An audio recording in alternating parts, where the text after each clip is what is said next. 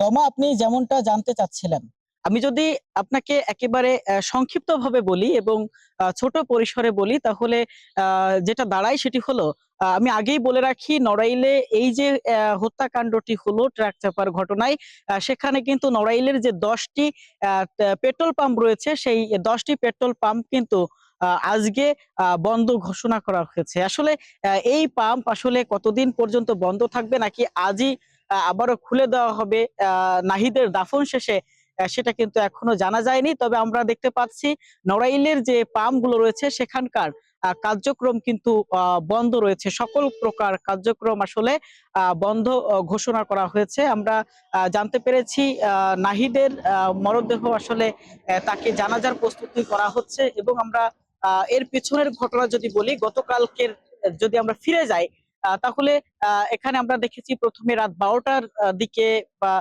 সেই রকম সময়ে নাহিদের সঙ্গে যে ঘাতক ট্রাক ড্রাইভার ছিল সুরাজ মোল্লা তার সাথে এক প্রকার বাক বিতণ্ডা হয়।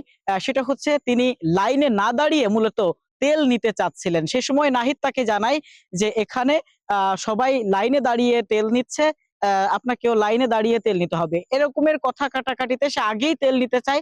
তারপর নাহিদ যখন তেল দিতে অস্বীকৃতি জানায় নিয়ম ভঙ্গ করে, তখন মূলত নাহিদকে বলা হয় তোকে দেখে নেব, তোকে ট্রাকের নিচে চাপা দেবো, এরকমের নানান হুমকি আসলে দিয়েছিল সেখানকার তখন যারা ছিল তাদের থেকে আমরা মূলত এটা জানতে পেরেছি। পরবর্তীতে রাত ২টার দিকে নাহিদকে কিন্তু আসলে ট্রাকের চাপায় নিহত করে সেই ঘাতক ট্রাক এবং চালক সুরজ পালিয়ে যায়।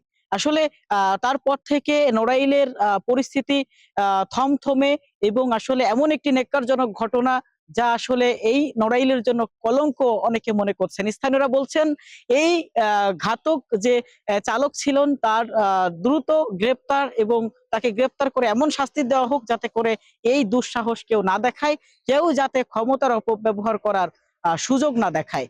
তা সেটা কিন্তু আসলে বলছিলেন এবং আমি কথা বলেছি সেই সময় সশরীরে উপস্থিত ছিলেন এবং দেখেছিলেন তাদের সঙ্গে। তারা বলছিলেন যে ওই সময় ওই ঝামেলাটা মীমাংসা করে দেওয়া হয়। তারপরেও সুজাত মোল্লা এই ঘটনাটি আসলে ঘটিয়েছে, যা আসলে অত্যন্ত নেক্কারজনক এবং এই ঘটনাটি আজকে যে নড়াইলে তেল না পাওয়ার কারণে ক্ষিপ্ত হয়ে তেল পাম্পের যিনি ম্যানেজার রয়েছে তাকে আসলে হত্যা করেছে চালক, এমন একটি শিরোনাম আসলে বাংলাদেশের সবাই আলোচনা সমালোচনায় আসলে জড়িয়ে ফেলেছে এবং ধিক্কার জানিয়েছে যে আসলে এটা কি হয়ে গেল।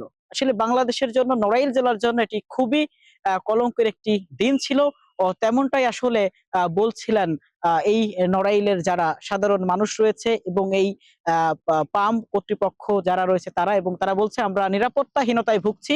প্রতিনিয়ত নড়াইলের বিভিন্ন পাম্পে এরকম হট্টগোল হচ্ছে এবং আমাদের এখানে হট্টগোল না হলেও এমন একটি ঘটনা ঘটে গেল যা আমাদের ভয়ের কারণ এবং আমরা নিরাপত্তা চাচ্ছি এবং দ্রুত প্রশাসনকে তারা জানাচ্ছে যে যাতে দ্রুত গ্রেপ্তার করা হয় এবং শাস্তি নিশ্চিত করা হয়। আমার পিছনে আসলে আপনারা দেখতে পাচ্ছেন যে নাহিদের স্মরণে নাহিদের যে শোক তাকে নিয়ে তারা কিন্তু আসলে সেটা প্রকাশ করেছে এবং পাম্প নড়াইলের এটা সহ ১০টি পাম্প আজ বন্ধ ঘোষণা করা হয়েছে।